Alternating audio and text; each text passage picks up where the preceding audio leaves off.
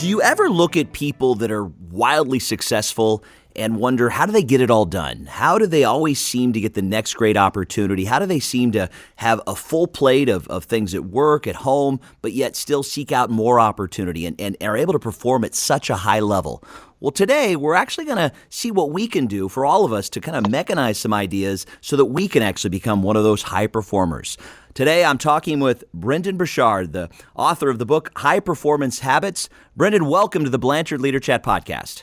Thanks so much for having me, man. I'm not only a huge fan, but I'm literally a product of what you all teach and do, so it's an honor to be here. I love having you on here as well. You've got such great energy, and this is going to be a great half hour together. And what we can really promise the listeners as well is there's going to be some very specific steps that they're going to be able to take after our conversation that we're going to, like I like to say, kind of mechanize it. What really got you into this quest of high performance? What really turned you on to this topic? Gosh, I wish I could say like some moment of super inspiration, but it was actually a pretty tragic moment of my life. I was a 19-year-old kid and was in a very bad place mentally and emotionally and spiritually. I'd been through the breakup with the first gal I ever loved. We thought we were going to get married, and when the breakup happened, my identity was so tied up in the relationship that when the relationship fell apart, I fell apart.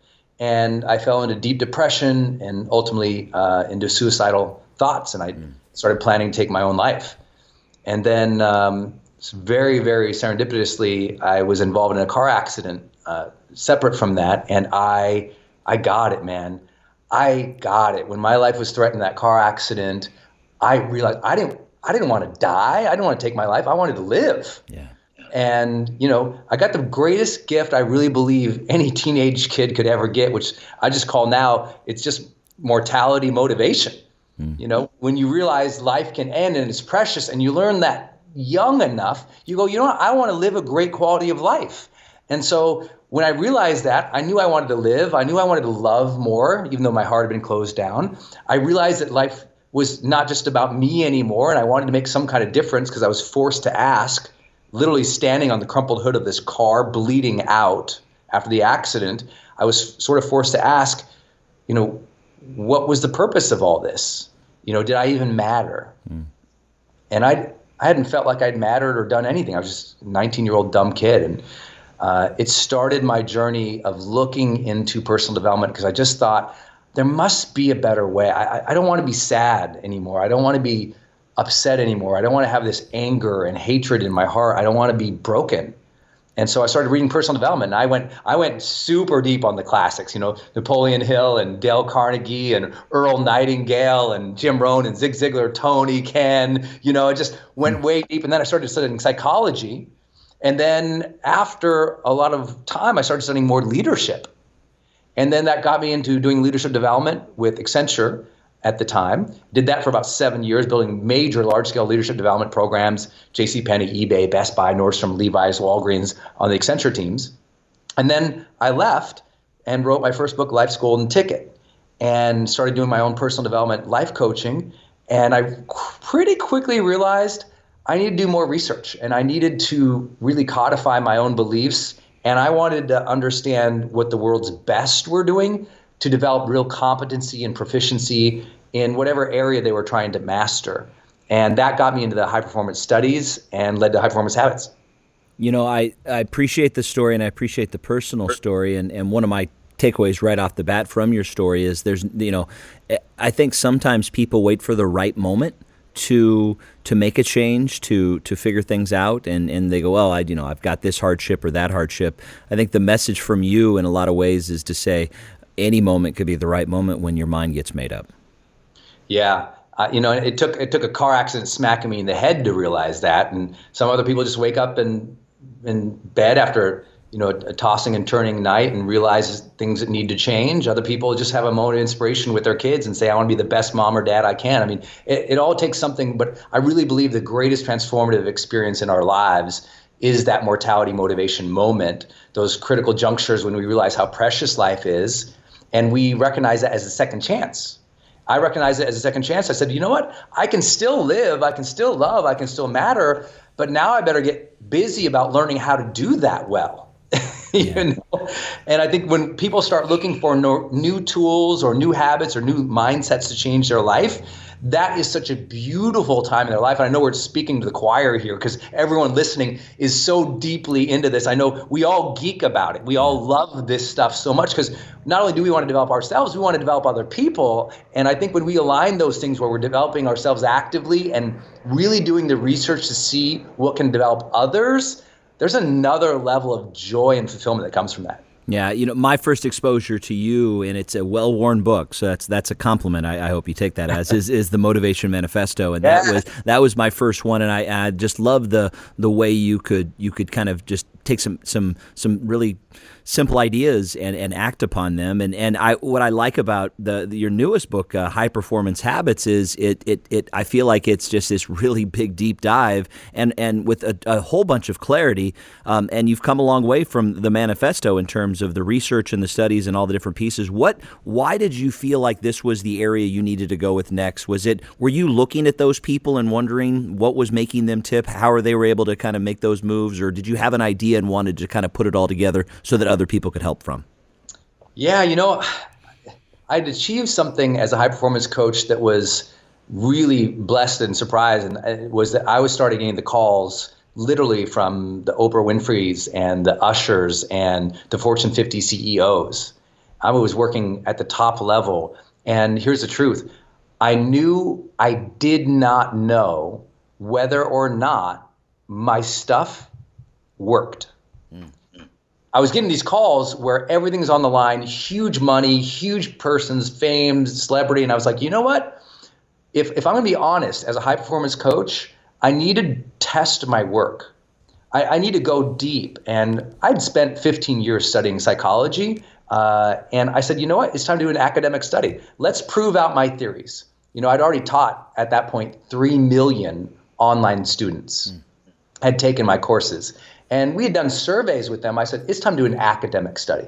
And so I had a theory of what habits really made the most difference. But I also, from our industry, had over 100 different performance variables on the sheet that had been academically correlated with long-term success. And so I said, there's 100 different performance variables that can lead to greater success on a team, in a leader, whether it was a specific habit or a mindset or a way in which they approach the style of their work. And I said, well, which of these 100 matters the most? Here's the ones I think would, but let's prove it. So I teamed up with some researchers who had worked with Angela Duckworth at the University of Pennsylvania's Positive Psychology Department. And I said, let's run it. And we end up creating and running the world's largest study that's ever been done on high performers. Over 2 million data points from people from 190 countries around the world. 250,000 professionally taken assessments, 300 systematic codified interviews with what were really like the top 15% of people in their industry or their category. And it was a 3-year research project, took over 24 people to conduct, and it ended up into the research of high performance habits, which I loved because, man, I learned so much. I always tell people, there's a lot of people who call them life coach or call themselves this type of coach or this type of consultant, but very few will put the rubber to the road and say, okay, test me. Yeah. And I did that because I knew I would learn, and I did. Out of the 6 habits that are in this book, the 6 high performance habits that are strongly, or I should say most strongly correlated with long-term external measures of success, I would have had, 4 of them in my top 10 list. I would not have known that these were it. For example, I would have argued with anybody night and day to say that, creativity and habits leading to creativity would have been in the top 5. It's not in the top 10. Wow. So sometimes doing the academic research, especially large scale, this was not a study with 1,000 people. This was just in the US, we had 250,000 people participate. So it was a major, major study. And I can tell you, I learned so much through that process, had to question things that I'd taught or thought for a long time. And everyone who reads the books, they all go, oh, man, this high performance habits, I didn't think of that one, but now I get it, So it's really been transformative for me, but also for our readers. Yeah, your quick aside, so there's a lot of similarities in your world and our world here at the Ken Blanchard companies. The aside is that I've been at Blanchard for almost 15 years, and my mom still, I can't explain to her what I do. She just thinks, oh, you're a motivational speaker. I'm like, well, no, Mom, but if that's the best way to explain it, it is. And so that kind of simplifies it to say motivate, because there's so much research behind what we do at Blanchard. There's so much research what you're doing over there, and to go to hundreds of thousands of people to actually find out what this is. It's less about moving people, with energy and excitement and enthusiasm, but actually show them this actually works because we've actually looked into it. So let's do that. That's the promise of this podcast. Let's actually talk through what are those top habits. And I know it's broken down into kind of two different areas. So the personal habits that you can take on, and then also kind of societal habits. What do you think is the best way for somebody to get started if they want to improve or build upon some of their personal habits to be more effective? Well, I think first, especially for this audience listening, it's always that realization that whatever you learn in personal development, it's already been said. So the issue isn't, just common sense. It's that common sense is not common practice. And so I hope what I share, people go, oh, of course. But then when you dig in the book and see how these high performers activate it, you'll see the difference. And I'll share those personal ones first.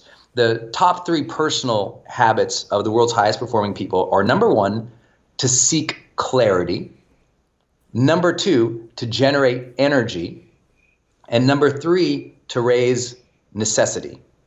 And I'll briefly describe those, and we can dig deep as much as you want to into these. The first one on seeking clarity. I love that because it doesn't say get clarity. And anyone here who's listened or coached or trained other people, that you can't just help people get clarity, but the people who really do achieve more tend to be more curious and they seek clarity. High performers tend to ask more questions of clarification than underperformers. High performers tend to constantly be on the lookout for seeking clarity about who they should be in certain situations and who they want to be, about how they want to treat other people, about the critical skills they need to develop to succeed, and about the specific service or difference that they want to make or give. And so what they do is they really hone in and they say, okay, in terms of self, social, skills, or service, who do I want to be? They're just so much more intentional. I had the blessings now of doing multiple courses with Oprah Winfrey Network and training their entire team, including Oprah, on high performance concepts. And one thing I love about her, talk about a high performer, but one way she starts every meeting, she always starts each meeting asking, what's the intention of this meeting? What's the intention of it? And the first time I heard that, I was like, that's seeking clarity right there. What's the intention of what we are doing here? High performers are very intentional people, and they're constantly seeking that clarity of what does everyone want here? What are we after? What's most important? What should we focus on? And just by asking those questions that we just call clarity, broadly, they outperform other people, because a lot of people just wander into things. As you know, man, they kind of wander in, they look around, they go through the motions. They're like, okay, man, they follow the path, but they're not seeking clarity, so they're not breaking through.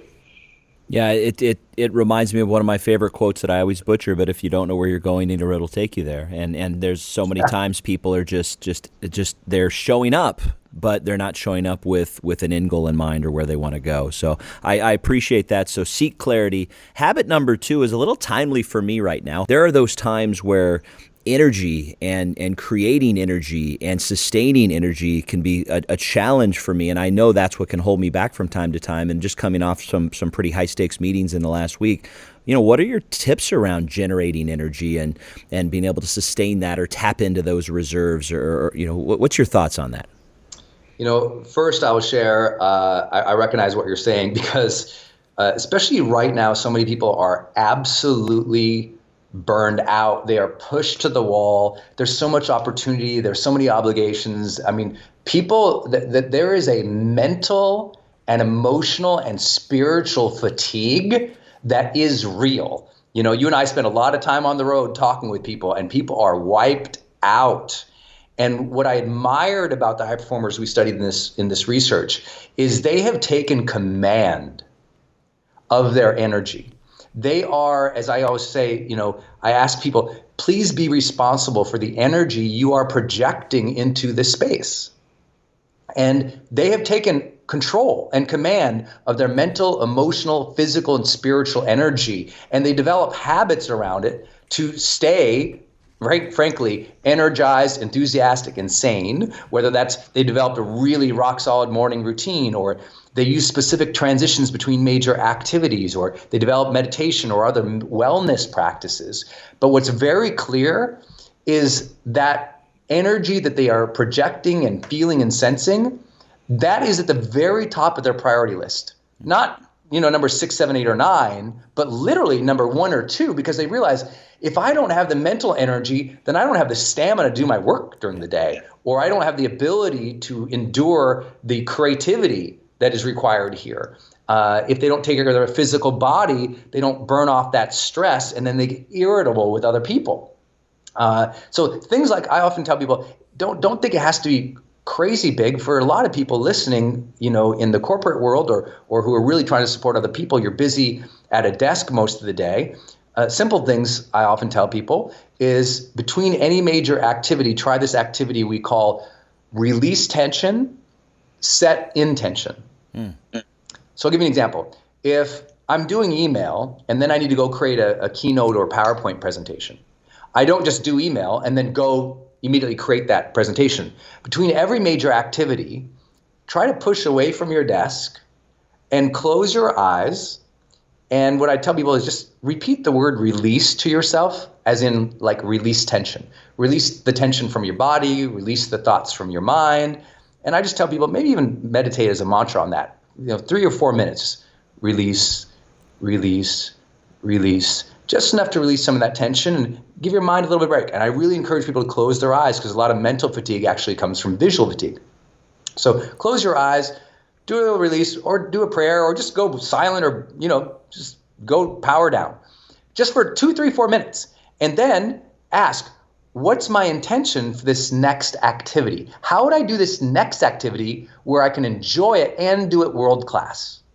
And then begin. It's kind of like in High Performance Habits, I tell the story of a super famous client that I was blessed to work with in Silicon Valley, billionaire kind of person, and was having a lot of trouble in his relationships. And partially would roll up to the house after a day of work, walk into the house, still carrying all that energy from work and that intensity, and it was hurting his relationship. And I said, tell you what, let's try this release tension, set intention. Next time, still the same thing, roll up to the house, but before you go in, kick that, chair back a little bit in the car, release the tension from your mind and your body just for 2, 3, 4, 5 minutes. And when you feel like it's just about going away, then say, okay, what's my intention here when I walk into the house? What kind of husband, caregiver, man, partner, father do I want to be? What's the intention as you walk into that house? And that little activity of pull up the house, release the tension from the day, go into the house more intentional, literally change that person's life. As simple as it is, we know we should do those transitional moments better. But what we think is, we all think that our exhaustion is coming from, working too late at night or working too hard too many days. No. High performers are working just as many hours as you. What they're doing is they're doing more consistent breaks throughout the day to refuel, to recharge, and to manage and maintain that high level of energy. Some great tips there, and I do believe whereas people can look at some of that mindfulness or some of that quiet activity, meditation, they can kind of see that as a scary kind of barrier of entry to be able to get into that, because it may seem uncomfortable. For those that haven't tried it, it really does give people a good boost. And I was using one of those tips going into some meetings last week, which were a lot of sitting and getting in 7-8 hours in classrooms, learning a lot of different things. And each time I walked into each one, it's just kind of a positive mantra to say, okay, I'm here to learn, here to be positive, and came with the right optimistic attitude. So some great tips there. What is the last tip last most important tip for yourself, your personal habits? Raise necessity. And what that means is high performers, before any key situation, they raise the psychological necessity of why it is important to excel or do well there, right? It's like they mentally do that. They mentally amp themselves up to do a good job, which I know sounds so simple, but the death of high performance happens from people who just go through the motions when they're good. Like being good is often the challenge because you can just show up and do whatever, but that's never going to get you to the next level. You have to be more intentional about activating. Why is it necessary for me to be on my A game now? I tell people, leaders all the time, ask, who needs me on my A game today? And, I have the example of working with a U.S. Olympic gold medalist sprinter. And I was asking, how did she know when she went down to the blocks and she looked to her left and her right to her competitors, how did she kind of know who would win? Because she always thought she, knew who would win. And she says, well, the person I'm going to bet on, everyone's trained, everyone's good, everyone has a competency, everyone has skill just to be here. But she says, but the person who goes down to the blocks and looks forward and looks at that finish line and says, I'm going to do this for my mom. That's the person I'm going to bet on. And I was like, wow. Because if it's necessary for you to win that race for your mom, you perform differently. And this is that stuff of reattaching and reconnecting to your why, to the purpose, to the mission, to the reason beyond yourself. And high performers use that sort of mental one-upmanship in their own mind of why is it necessary to excel today or in this meeting? And they remind themselves, in other words, they have the guts to raise the psychological pressure on themselves. And most people, as you talked about earlier, like meditation being uncomfortable. Well, that's very uncomfortable to make it more of a demand for yourself to do better. But high performers expect much from themselves, and that's why they often get more than others. I've seen, I've heard you speak. I've seen videos of you speak. I've heard people rave about it. What do you love about being up on stage and connecting with people in that level? I love the pressure. I believe it is an incredible responsibility to be gifted with the stage and to stand in front of people. I believe that, they could be anywhere, but serendipity or luck or universe or God, whatever people believe, put them in that specific chair at that specific time. So I better give my full heart. And it's the hardest thing I do. And, I'm blessed. I spoke to 50,000 people live last year in arenas, conference centers, hotel rooms. And I also run, 4 different companies that each do tens of millions of dollars. And none of running those companies is harder than stepping on that stage. Nothing is harder than that because I take it so seriously. But the payoff from that experience is one to challenge my own art.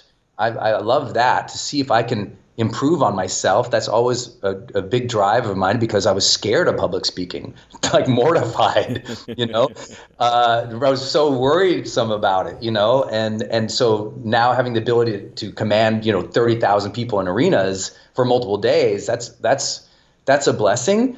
But also, as you know, it's when you see the light go on. When people's eyes spark up and they write down in the notes and they start writing, and you see you finished your point and you moved on, but they're still writing because they found something about themselves and about their life in that moment right then that was probably even beyond you as the speaker. They just were the right place, and maybe you set the environment or you gave the right thing, or they thought of their brother, their sister, their mother, their team. And when you just see that writing happening, lives are transforming, and it just feels so fulfilling to spend your day doing that versus, other opportunities or other things that people can do. This one just has so much meaning and transformation attached to it.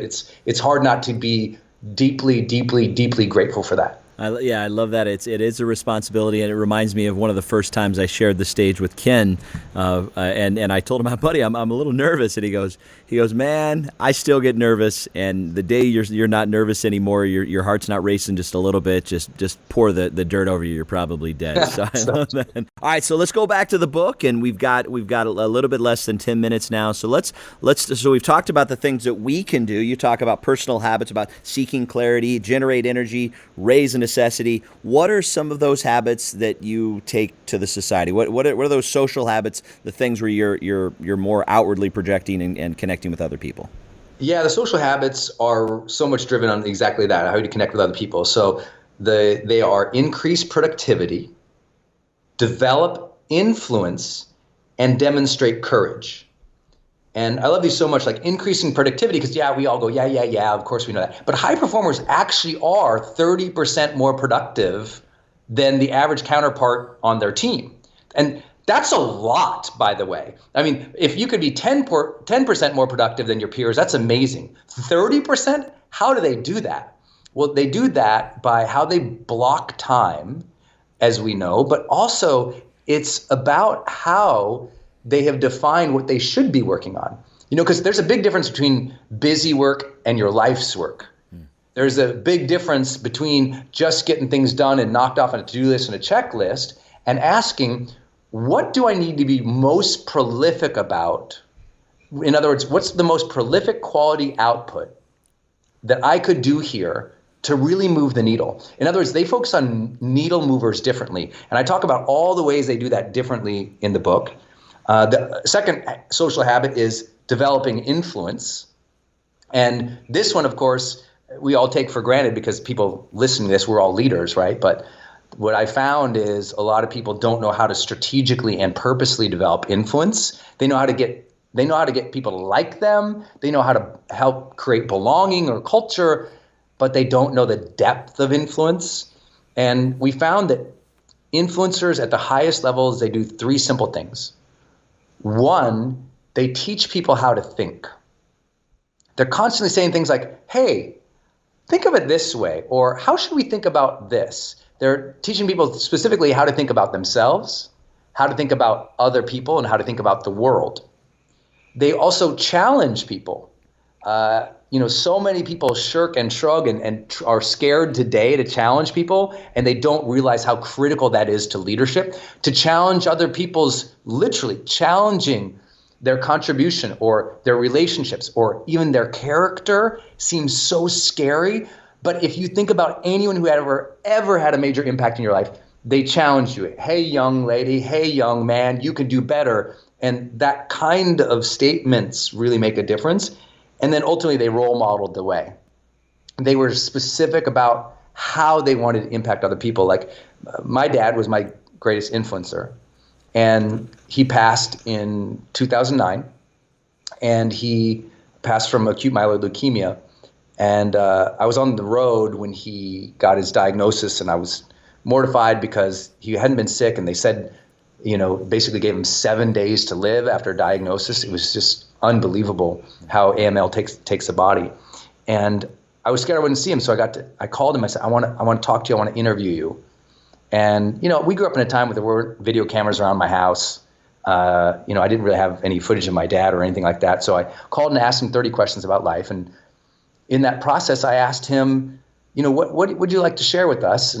And he shared these 7 things with me. He said, it turned out he had been sharing these things throughout our life. I never knew how intentional he was. But think how good these ones are. He said 7 things. He said, be yourself. Be honest. Do your best. Take care of your family.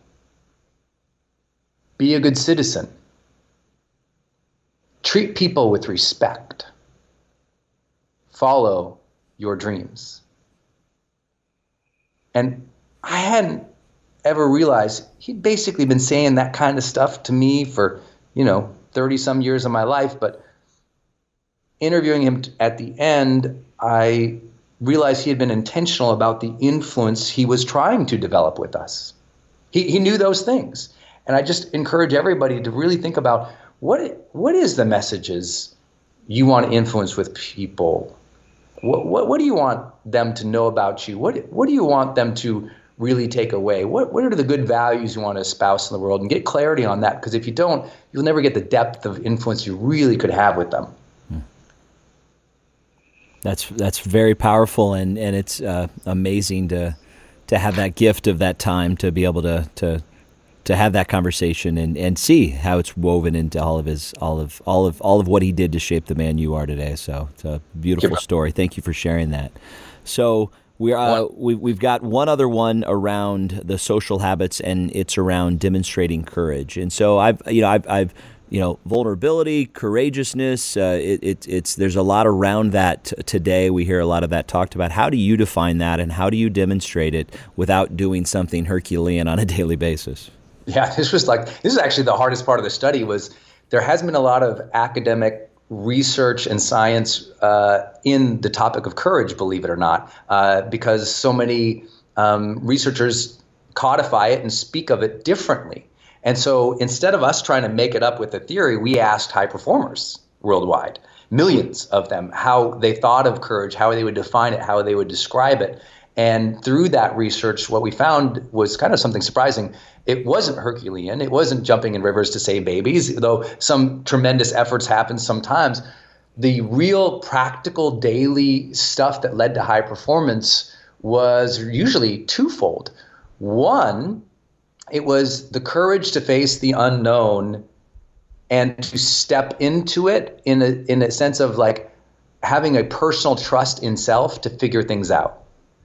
Confidence is ultimately our belief in our ability to figure things out. And they were more willing to face an uncertainty and take a step towards it. That's the no dust stuff. But the things that we loved learning were they ended up being, and we actually measured this, in meetings, they communicate more often than other people what they really think, want, feel, desire, need than other people. Underperformers, in other words, they don't speak up for themselves. They don't share their truth. We all think that courage must be this big, vulnerable act. Oh my gosh, when I was a child, this thing happened. That makes a good TED talk. That's not how it operationalizes itself in real life. The real way it operationalizes itself, courage, especially related to high performance, which again is long-term success while maintaining positive relationships and well-being. The real courage is this. Do the people around you actually know what you really want, think, feel, and desire on a consistent basis? Some people, their spouse doesn't even know them. Their coworkers don't know them because they don't speak up for their truth. They don't share what they really think on a daily, very basic level, because it takes courage to do that. The other thing we found out was high performers also speak up for others more often. And they're the ones that say, hey, you know what? Hey, guys, this has been a good meeting here, but Sally hasn't spoken yet. Sally, what did you want to say? They're the ones that when someone's being rude to Barbara over there, say, hey, wait a second. Hey, all, let's not pile on Barbara here. She's sharing her thoughts and her opinions. They speak up and protect others in just like minute little ways, not big dramatic ways. And so speaking up for yourself and speaking up for others on daily, consistent basis, that's the stuff of real courage. We're talking with Brendon Burchard, the author of High Performance Habits, How Extraordinary People Become That Way.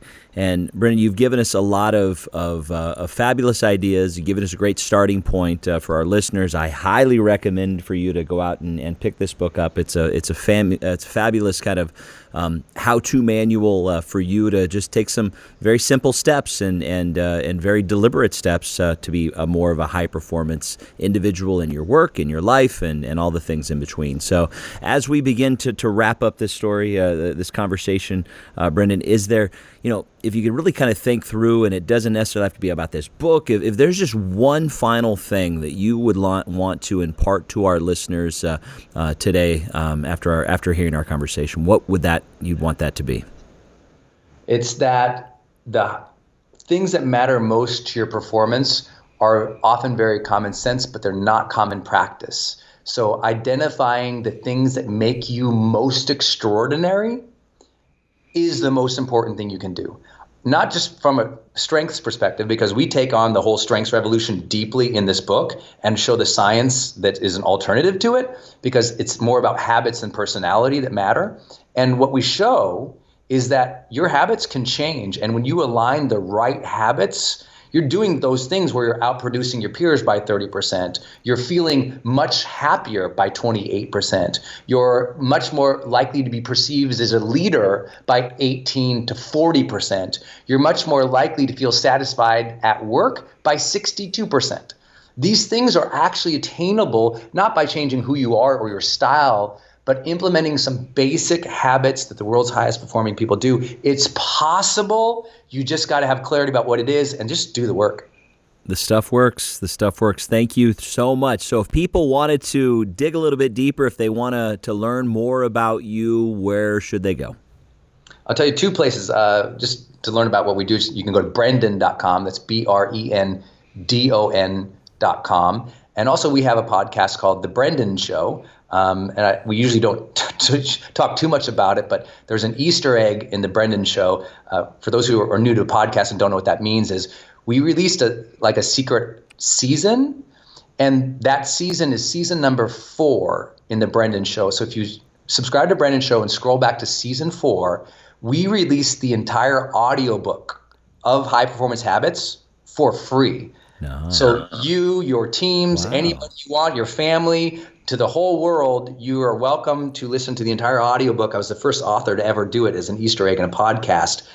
The full unabridged copy of High Performance Habits that I narrated for folks. And the publisher about had a heart attack with the idea, but then I thought, listen, what's our mission here? What are we really after? And so we released the entire audiobook of an active book. Some people might do that 5 years later, but this is still a bestseller. So we kind of went crazy with it. But season 4, The Brendon Show, you can listen to the entire audiobook, you, your team, or your family. I love it. I love it. Brendon, thank you so much. It's been a pleasure having you on, and just really appreciate you providing all of your insights. Brendon, it's been an absolute pleasure. Thanks so much for being a part of the LeaderChat podcast. Such a privilege, and thank you so much for the energy and the information, the empowerment you all put out every single day. I'm a student of that. I learn from it, and it inspires me, man. And thank you for joining us for today's podcast. If you enjoyed this interview and like to learn more and also help us grow the audience, please subscribe to the LeaderChat podcast on iTunes, Stitcher, or Google Play, or wherever you're listening. And please share this with your friends. The best way you can help us grow, though, is feedback. As Ken Blanchard says, feedback is the breakfast of champions. So please write us a review if you haven't already. And by the way, this podcast is sponsored by the Ken Blanchard Companies. If you'd like to learn more, there's even a lot of free resources to better yourself and your organization. Go to kenblanchard.com. You'll find all kinds of free tools and materials to help you and others grow. Thanks again to our guests for joining us today. For now, I have the pleasure of turning it over to Ken Blanchard for his thoughts on what we discussed. Here it is, your final minute with Ken Blanchard.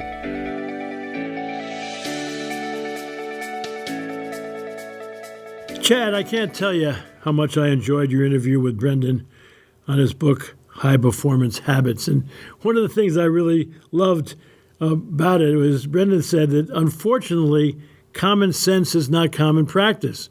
And that the habits that he's found in this amazing, extensive research is really common sense. And really what he wants to do is, how can we help people make these common sense habits actually common practice? And that's something that I've been talking about for a long time, is how do you find out what is common sense, and how do you kind of push people to put it into practice?